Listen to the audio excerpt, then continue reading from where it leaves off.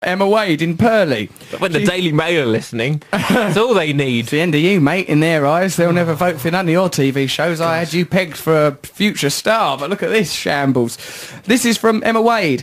Last about your book? Actually, yes. Not so much my book. More, well, it doesn't mention Ponderland. It's going to be on Channel 4 next Thursday at 10:30 after your brilliant show, actually, Buzzcocks. Yeah, you'll be on TV twice that night. Unbelievable. Oh my goodness. And yet it's never enough. It isn't enough. Never enough. That's like why. It's like the sex. No, you can't get enough of the old sex. All I say about it is this. What I found was that pursuing a lifestyle similar to yours is fun. It's fun for a minute, and then you realise, oh God, I need more. Yes. I need more of this. More. I was happy just being alone, and now I need all of it all the time. I'm sorry, Simon. We've opened a Pandora's box of love for you. Love and casual sex. The best kind of I thing. think I'm just going to go to heroin. Yeah, give it a whirl. Heroin's bad. Don't take heroin. No, very bad for you. Unless you've got a really strong... No, under no circumstances take heroin. I can't think of a reason. Constitution. Oh, I right. read something the other day. It was saying about like someone that was whose a parent was receiving morphine in their decline as they were dying, and they said that watching that person taking morphine made them realise that anyone that ever took heroin for any other reason other than medication when they were terminally ill was a right idiot and really condemned them. Yeah. And I thought, well, you know, addiction is actually a legitimate disease. No one goes, I think I should be a penniless, homeless, heroin-addicted bum now for a laugh, in spite of what the Daily Mail might say. Do you remember me reading To Kill a Mockingbird at school, and that Yes, I Mrs. do. Dubose tried to get off, was it morphine? She tried to get off morphine before she Well, died. she wasn't a very important character. I was more into Bo Radley, Scout. Who's this one, Mrs. Dubose? She was some sort of example Why of... did you tend towards her? I didn't even read it. I read the Let's Revision Guide, but she was in it.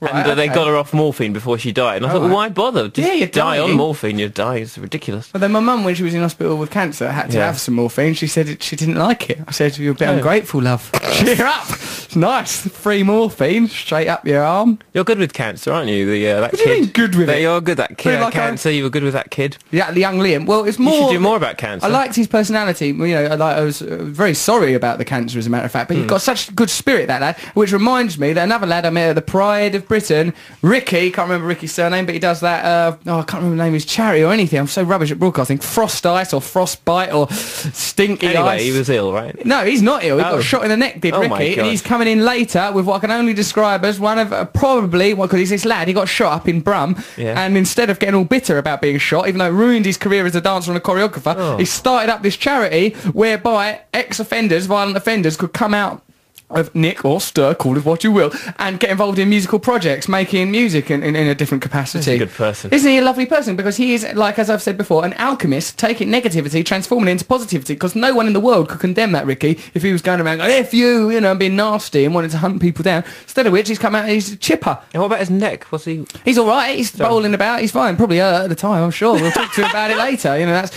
for Ricky to tell us. Ask him if it hurt at the time. Mate, did it hurt at the time, Ricky? Yeah, we'll ask him all about it when he comes onto our radio show. He'll be... Where is he, in fact, Nick Philps, the Vicar's son producer? He's late. What an unreliable boy. One begins to understand why people use violence to control Ricky, as he can't be depended upon to keep appointments. If I was holding... Don't involve yourself in any violent crime. It's obviously the most ridiculous thing any of us can do. So here's Emma's email thing.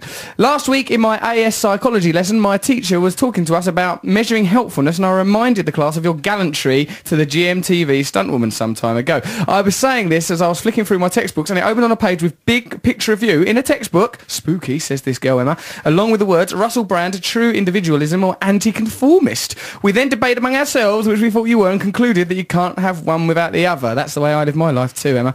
Though you would like to imagine here that you're being mentioned in lessons just as much as Matt with his everyman image. Well, of course, Matt Morgan is away in Los Angeles, living with his girlfriend now, which he'll probably claim is an everyman activity now. So look, what I want to know about is individualism and anti-conformist. That does seem to be tautologous to a point. That is the same thing, isn't it? But the main point is that you're good, isn't it? Again, that you're good. Have you know what are you trying? Yeah, Jonathan did this last week. He knows that all the emails I read out, the subtext, very much the subtext, if not the actual text, is you're good. Yeah.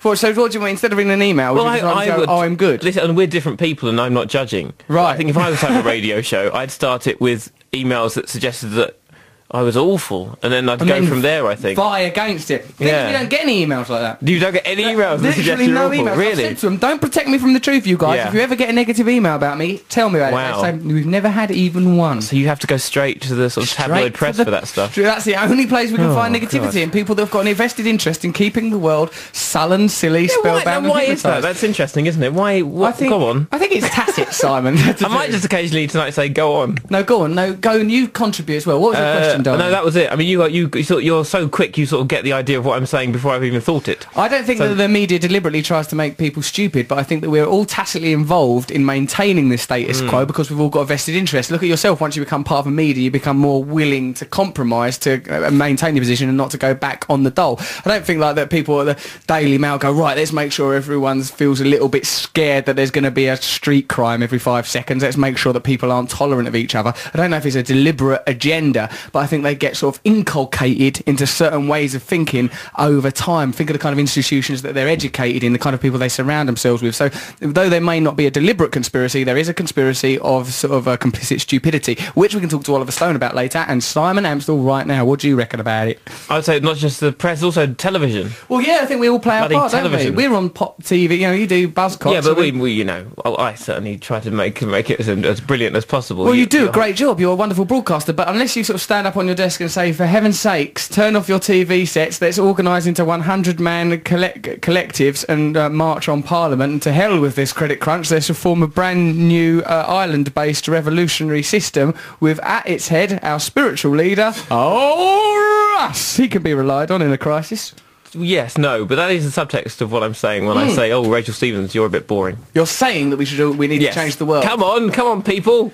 The thing is with Rachel Stevens is she's so pretty that, like, I mean, and I thought she's quite. I don't look to Rachel Stevens for revolutionary fervour. By the way, she was on the show that we were both on that's this on why we took- Thursday well on done. BBC Two at 9 o'clock. Yeah, we did the Buzzcocks. And you defend her, and I guess I attack her. But I don't attack her. I attack her lack of self, really. I'm saying, come on, what about her personality? Yeah, but you that'd be can't. nice. I don't think you can turn to Rachel Stevens and say, right, I want Rachel Stevens to be a firebrand of ideas and conflict. She's like a pop star. That's her. No, role I in think the you're world. limiting her. You're limiting her. I'm not She could be limiting her. anything she wants to be. She just doesn't want to be anything. She has horizons, of course, but she seems to be content, and like, any decision to expand should be made within Rachel Stevens' mind, not you're right. by you, Simon. She's a lovely girl. If you've got an email, russell.brand@bbc.co.uk. But it does have send to us be your about views. Russell Brand being good. Please make sure the subtext is "you are good." Read it back Or to it'll go yourself missing before you somehow. send it. When you read it back, if it doesn't essentially say "Russell Brand, you are good. Here's a signpost to some of your forthcoming products," then it will not be read out. When will you learn? If you want to text us, it's 88291. If you've got any questions for me or Simon, or indeed the brilliant Oliver Stone will be coming up later. Dizzy Rascal. Yeah. He's going to be here. He's affected language boy in the corner. He's an influenced language Anyone there. from Grange Hill on this week's show? I don't know if any people were on Grange Hill when they were younger. We'll ask Oliver. Oliver, as a younger man, did you used to play Jonah, Zamo's sidekick? Ba-dum-bum-bum. I don't know if he did. We'll never truly know. This is from Lee Murray. Hi, Russell and team.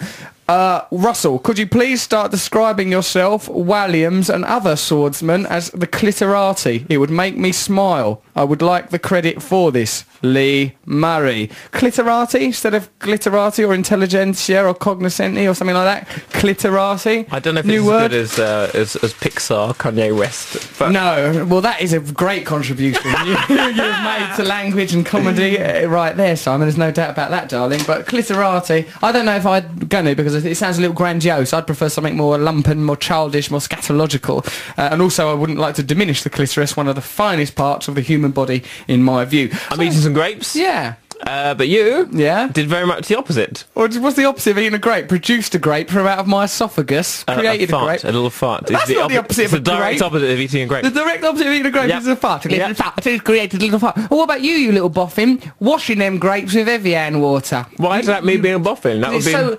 What do you mean? That was if I was to read a book with Evian water. No, because you're like a pernickety little fuss pot. Oh, the grapes are dirty. I've got to wash off the pestilence. And then you farted, so there's chemicals all over the place anyway. Oh, well, it's funny you should say that, Simon Amstell, because Oh, you've no. happened to have attacked a man who is armed. Not like when you bully S-Club juniors on your own show, but now a man with something of an education, a street PhD, you know what I'm saying? bang, blood clots. What? Oh, jeez, like trying to wipe away the smell of toxic bottom gases. Well.